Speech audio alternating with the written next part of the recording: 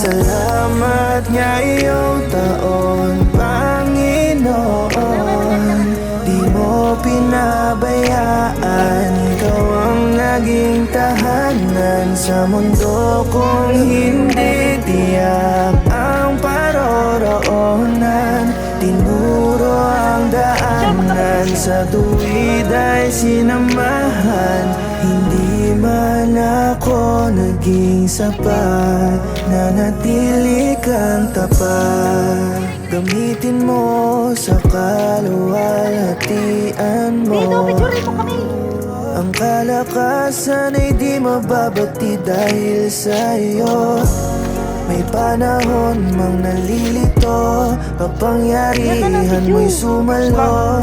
Di hinayaang sumuko.